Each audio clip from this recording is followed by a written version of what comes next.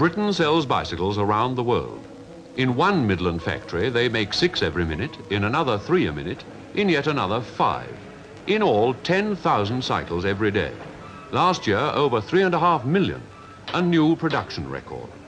3/4 of these millions went overseas to earn in 1951 well over £21 million. British bicycles have become good business. Tubes of steel and alloy and rubber converted into hard cash, much of it the hard currency this country needs. And with rearmament taking up steel, this big industry may suffer a setback. Behind the worldwide reputation of the British machine lies the skill of the craftsman, blending together the skills of research and design, the crafts of scientist and artisan, the use of modern machines. These British cycles are indeed going places. And to describe the intricacies of the process comes our industrial correspondent, Bertram Mycock. In the thousands of machines flowing from the factories every day, there are many different designs. Every country presents its own problem to the designer. The cycle is made for the rider and for the country. Perhaps it's for the jungle tracks of Malaya or the city streets of the United States, for people as diverse as the Indian in his flowing dhoti and the policeman in Brazil. So we have here some examples of the different types of machines in production. In the Middle East, they want a double-top tube. Everywhere from Greece to Arabia, and in the West Indies too, they believe it gives greater strength. Canadians like the back pedal brake, so the model on the left here has no levers on the handlebar.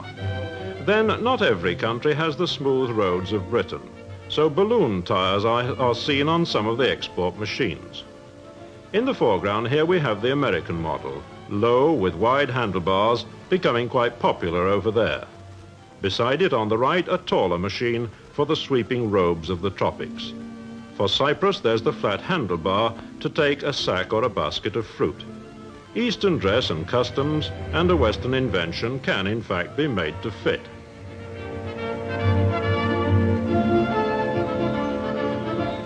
Perhaps the machine for Switzerland looks a little Edwardian with its dress guards and chain cover, but among the mountains it has to leave the beaten track. These are good examples of the way British makers are meeting the needs of cyclists overseas. But it isn't just appearance that counts. The machines have to stand up to hard work and extremes of climate. So makers put sample bikes through bench tests, each reproducing the worst treatment the machine is likely to get.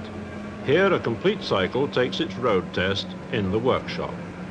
And 11 days in this apparatus gives the forks the equivalent of 10 years hard wear on the roads.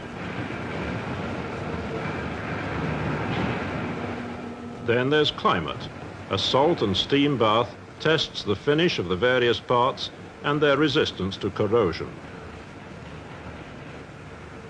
Now comes an important treatment for all export orders. A cycle may have to go half round the world in a ship's hold, and it has to have protection on its journey. Frames are wrapped with paper tape and wheel rims are brushed with grease. And now on to the packing. Some importers want each machine in a separate carton, such as this one bound for New York. Incidentally, sales in America have been helped by the demands of ex-GIs who learned to like our bikes during the war. Other importers like to assemble the bicycles themselves, and of course this method saves shipping space. This way the individual parts are brought to the packers. These experts then fit them into containers designed for the job.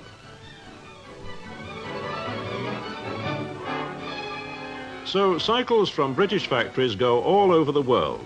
Malaya is the best market, spending nearly £3 million on British cycles last year. Brazil was next and the United States third. And of course, both these mean dollars for Britain, about 7 million in 1951. The British cycle is to be found on every continent. Two-wheeled exports are big business and good business for Britain, selling cycles around the world.